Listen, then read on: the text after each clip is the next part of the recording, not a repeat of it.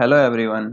आज हम बात करने वाले हैं व्यू बाइंडिंग के बारे में, जो कि हमें इस जो एक्सएमएल में जो हमारे व्यू होते हैं उसको एक्टिविटी में या फिर फ्रैगमेंट में कहीं से भी एक्सेस करने के लिए यूज़ होता है।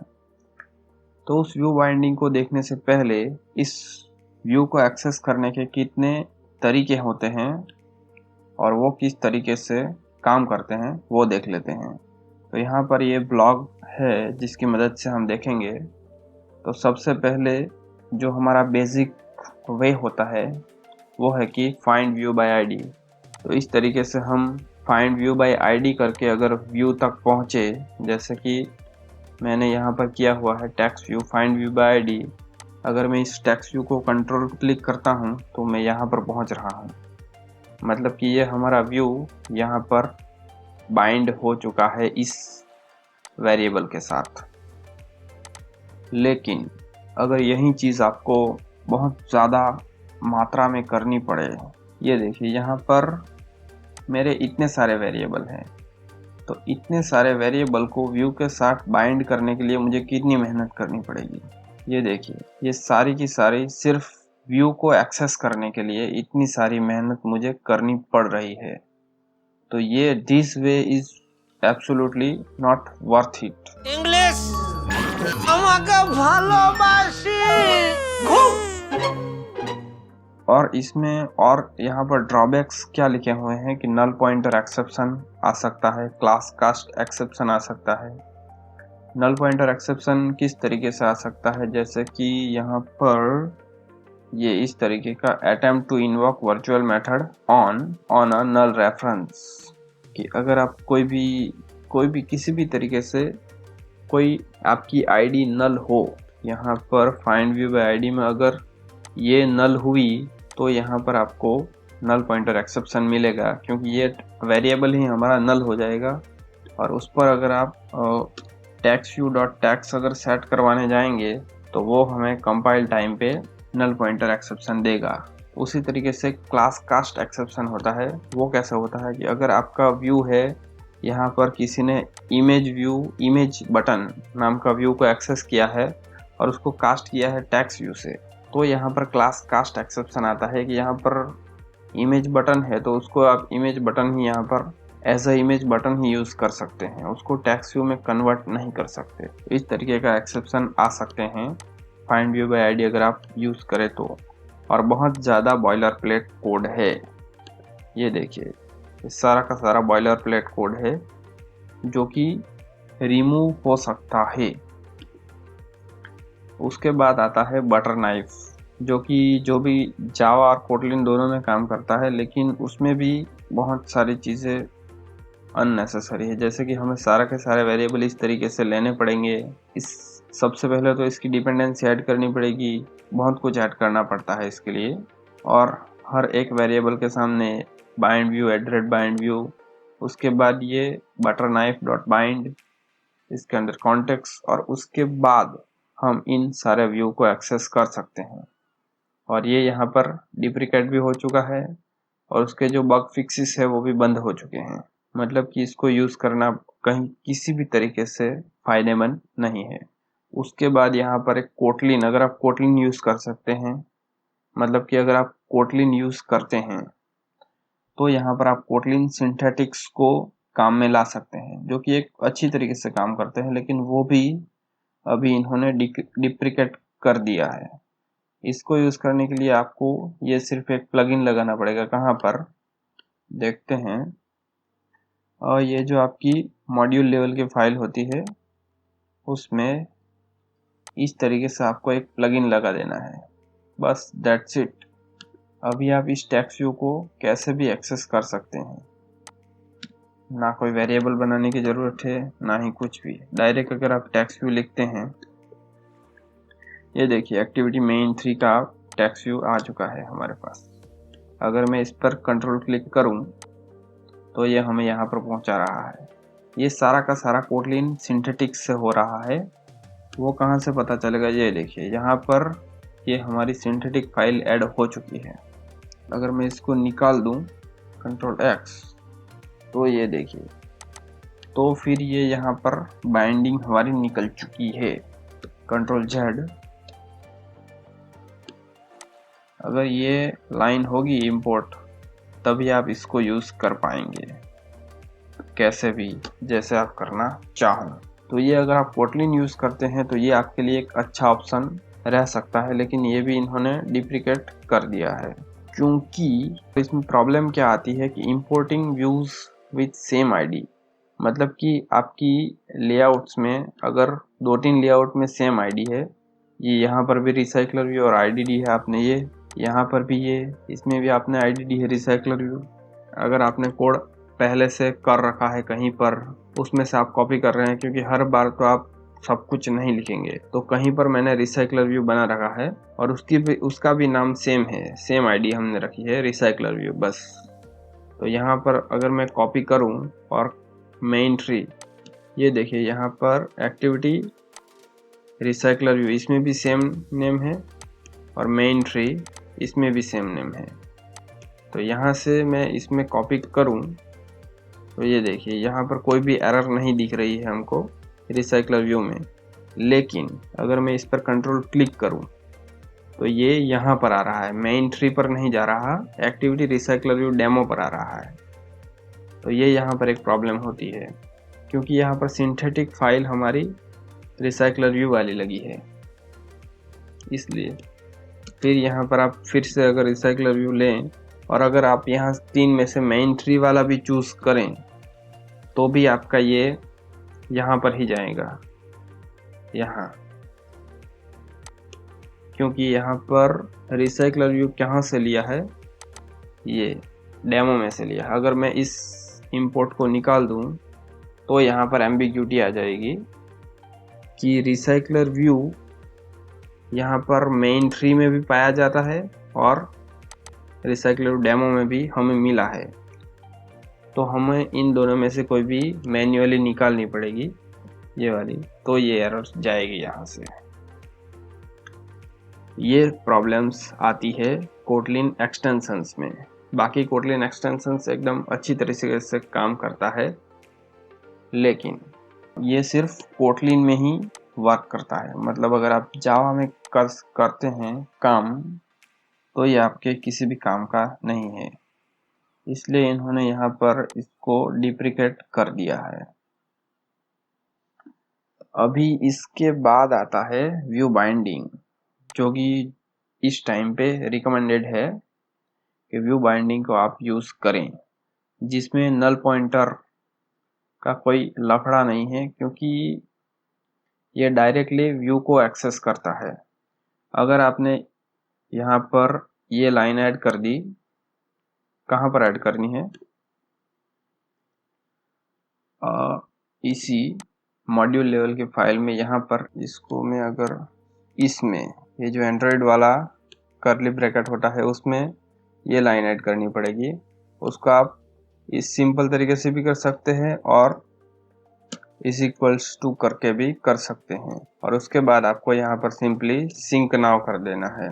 ये प्रोजेक्ट जैसे ही सिंक होगा तो आपकी जो लेआउट में जितनी भी फाइल्स होंगी ये सारी की सारी उनका अपना पर्सनल एक बाइंडिंग क्लास बन जाएगा।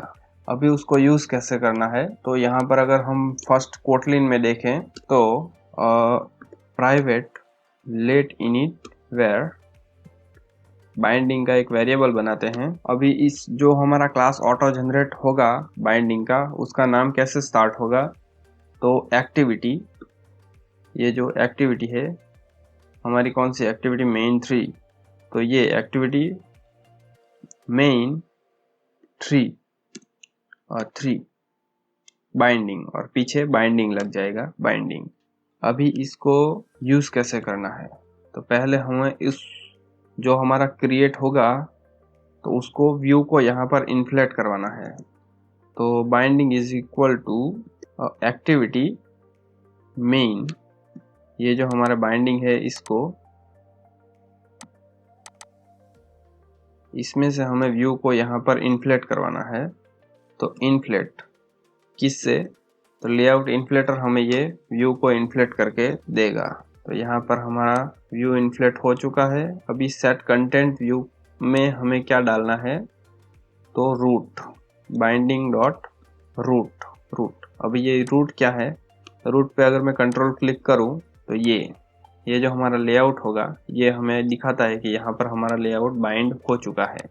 अभी हम इस बाइंडिंग को कहीं भी यूज कर सकते हैं। कैसे? यहाँ पर हमारा रिसाइकलर व्यू है, उसको अगर हमें एक्सेस करना है तो बाइंडिंग डॉट रिसाइकलर व्यू, इस तरीके से। यहाँ पर हमारा टैक्स व्यू है तो उसको हम कैसे यूज एक्सेस कर सकते हैं? बाइंडिंग डॉट टैक्स व्यू, इस तरीके से। सेम चीज हम जावा में भी कर सकते हैं। जावा में अगर हम देखें, यहाँ पर ये हमारा जावा में है। जावा में भी same to same private activity main tree binding, इसका नाम वेरिएबल का हम दे देते हैं बाइंडिंग। उसको यहाँ पर हमें करवाना है inflate. Activity main binding tree inflate, tree नहीं है यहाँ पर हमारा 2 होगा। हम ट्री करवाएंगे तो वो ट्री पर जाएंगे, वो भी एक बार देख लेते हैं। और गेट लेआउट इनफ्लेटर,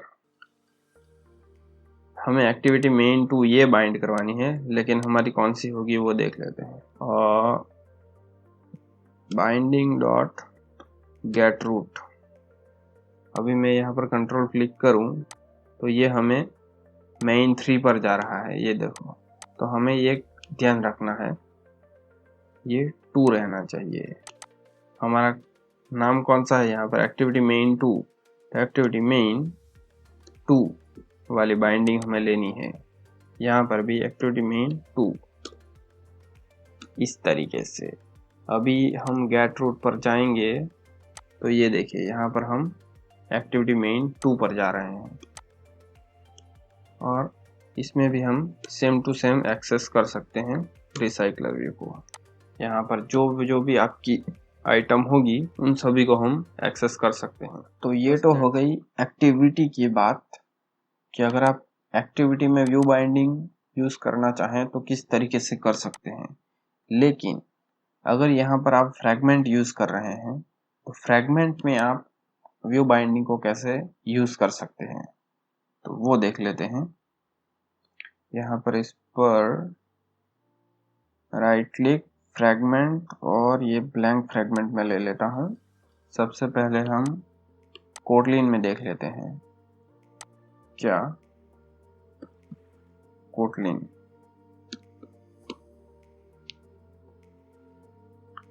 फ्रैगमेंट। तो यहाँ पर हमारा फ्रैगमेंट आ चुका है जिसमें बहुत सारा अननेसेसरी डायरेक्शंस दी गई है, जिसको आप रखना चाहे तो रख सकते हैं, निकालना चाहे तो निकाल सकते हैं। यहाँ पर जो हमारी काम की चीज़ है ये ऑन क्रिएट व्यू, जहाँ पर हमें व्यू बाइंडिंग को यूज़ करना है। और एक चीज़, अगर आप कोटलिन एक्सटेंशन को यूज़ करते हैं तो यहाँ पर आपको उसको इस व्यू को क्रिएट हो जाने के बाद यूज़ करना है, तभी आपका नल पॉइंटर एक्सेप्शन नहीं आएगा।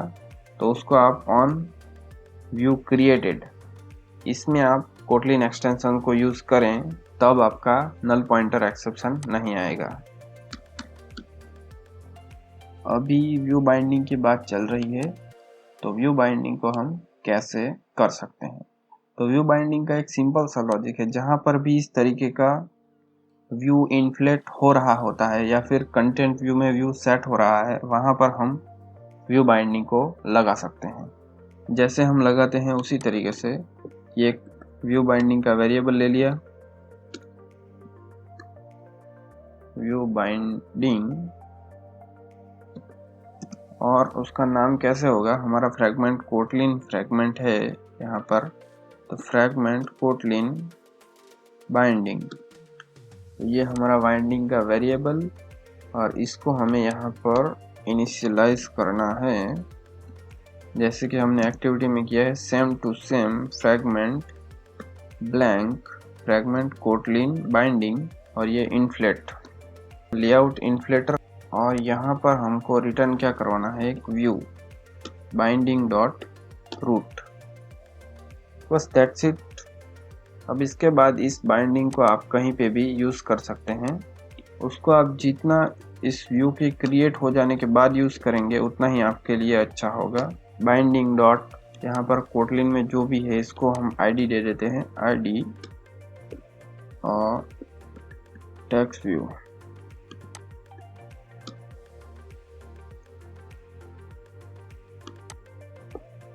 बाइंडिंग डॉट यहाँ पर आ गया होगा ये टेक्स्ट व्यू। जितने आपके व्यू होंगे उतने ही यहाँ पर बाइंडिंग के साथ दिखेंगे, अगर नहीं होगा तो नहीं दिखेगा टैक्स। इस तरीके से आप यूज़ कर सकते हैं फ्रैगमेंट में, लेकिन यही फ्रैगमेंट आपका जावा में है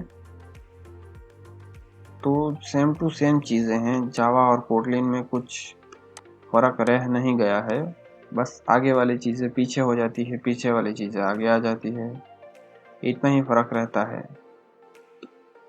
ग्लोबल वेरिएबल बना लेते हैं, क्या ब्लैंक फ्रैगमेंट है ना। यहाँ पर ये जो ब्लैंक फ्रैगमेंट XML फाइल का नाम आपने देख लेना है, ब्लैंक फ्रैगमेंट ब्लैंक बाइंडिंग, ये आ गया बाइंडिंग। फिर आप उसको यहाँ से रिप्लेस कर सकते हैं, सेम टू सेम चीज़ कोटलिन से। इसमें कोई आपको ज़्यादा मेहनत करने की ज़रूरत नहीं है। यहाँ से कॉपी किया, इसमें पेस्ट, तो भी ये वर्क करेगा। फ्रैगमेंट ब्लैंक बाइंडिंग और इन्फ्लेट, और ये गेट लेआउट इन्फ्लेटर, थोड़ा सा कोड बढ़ जाता है। बाइंडिंग डॉट गेट रूट, बस इसके बाद आप उसको यहाँ से यूज कर सकते हैं।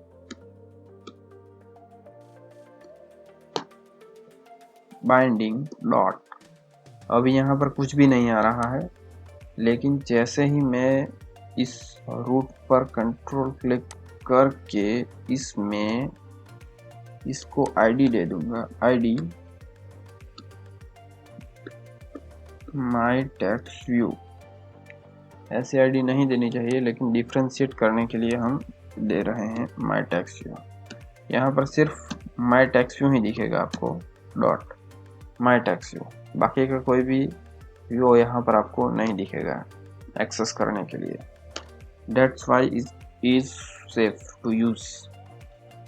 अभी ये तो हुई फ्रैगमेंट की बात, लेकिन अगर आप एक कस्टम डायलॉग बना रहे हैं तो उसमें कैसे काम करेंगे। जैसे कि यहाँ पर एक जावा में मेरे पास है, ये रहा हमारा डायलॉग। इसका लेआउट कैसा है, ये डायलॉग सिलेक्ट मोर, यहाँ पर एक बटन है, एक रिसाइकलर व्यू है, तो ये बटन और रिसाइकलर व्यू हमें एक्सेस करना है कस्टम डायलॉग में। और कस्टम डायलॉग में अगर आप डायरेक्ट कोटलिन एक्सटेंशन को यूज़ करते हैं कोटलिन में, तो भी वो नल पॉइंटर एक्सेप्शन देता है। तो कोटलिन में आपको कोटलिन सिंथेटिक भी आप यूज़ नहीं कर सकते हैं, वहाँ पर भी आपको फाइंड व्यू बाय आईडी कराना ही पड़ेगा। ये तो जावा में हम देख लेते हैं, सिर्फ जावा में देखते हैं। अगर मैं इसको निकाल दूं तो यहाँ पर ये वार्निंग आ गई कि व्यू हमारा फाइंड नहीं हो रहा है। अभी सिंपली हम यहाँ पर एक बाइंडिंग का वेरिएबल ले लेते हैं, वेल नहीं, ये जावा है, तो dialog select more binding equal to dialog select more binding inflate. अभी यहाँ पर हमें लेआउट गेट लेआउट इन्फ्लेटर मिल रहा है, ओके।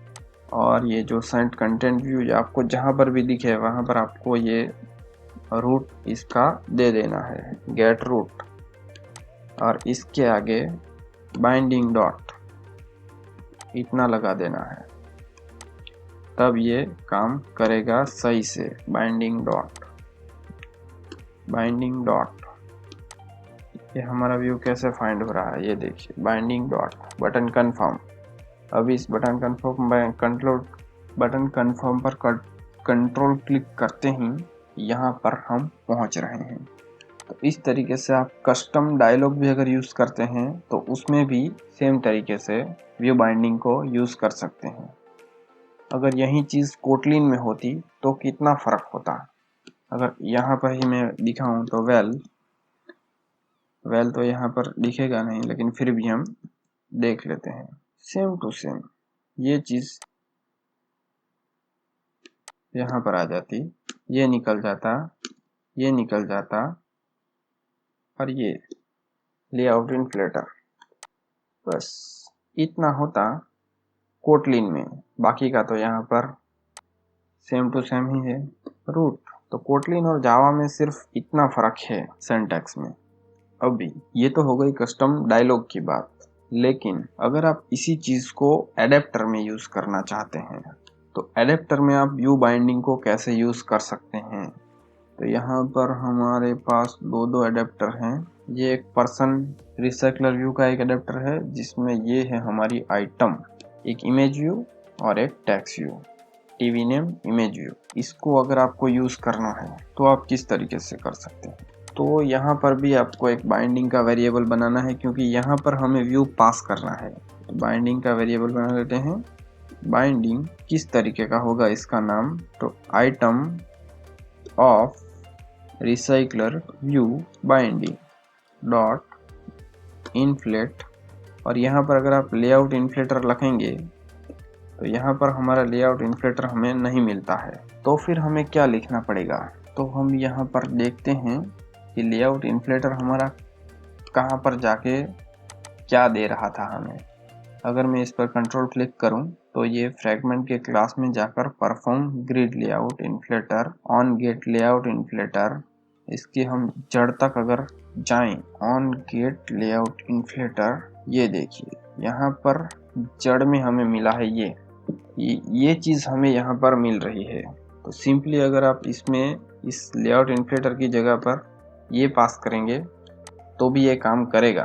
कंटेक्स्ट की जगह आपको देना पड़ेगा इसमें दिस या फिर कुछ भी। ये फ्रैगमेंट है तो यहाँ पर एक्टिविटी देनी पड़ेगी, या फिर रिक्वायर कंटेक्स्ट ये भी चलता है, रिक्वायर एक्टिविटी ये भी चलता है। तो इस तरीके से लेआउट इन्फ्लेटर को आपको यूज करना है एडेप्टर में। कहाँ गया हमारा एडेप्टर, ये देखिए यहाँ पर ही है। ये चीज हमें चाहिए इसके अंदर, layout inflator dot from parent dot contacts. Binding हमारा आ चुका है, बाइंडिंग डॉट रूट। लेकिन इसका फायदा क्या है, इसको हमें फाइंड नहीं करना है। तो यहाँ पर हमें बाइंडिंग पास करनी पड़ेगी व्यू होल्डर में। यहाँ पर हम लेंगे बाइंडिंग वेल बाइंडिंग, बाइंडिंग ही पास करेंगे और इसमें पास कर देंगे हमारा व्यू बाइंडिंग डॉट रूट। अभी हम होल्डर डॉट बाइंडिंग से इसको यूज कर सकते हैं, होल्डर डॉट बाइंडिंग। तो अभी प्रोफाइल और ये टीवी नेम हमें यहाँ पर मिल रहा है, और ये आईडी हमारी यहाँ पर प्रोफाइल नहीं है, ये इमेज व्यू है। तो बाइंडिंग डॉट इमेज व्यू, इस तरीके से व्यू बाइंडिंग आप यूज कर सकते हैं एडेप्टर में। ये हमारा निकल जाएगा यहाँ से, ये भी निकल जाएगा और रह जाएगा सिर्फ इतना, होल्डर डॉट बाइंडिंग। तो डॉट बाइंडिंग आपको एक एक्स्ट्रा ऐड करना पड़ेगा। और अगर आप रिसाइकलर व्यू को एक अच्छी तरह से सरल भाषा में समझना चाहते हैं तो आप इस वीडियो को जरूर से देख सकते हैं, जिसमें हमने बहुत ही विस्तार से इसकी चर्चा की है रिसाइकलर व्यू के बारे में और उसके एडेप्टर के बारे में। That's it for this video. Thank you. Thanks for watching. Bye bye. Good night.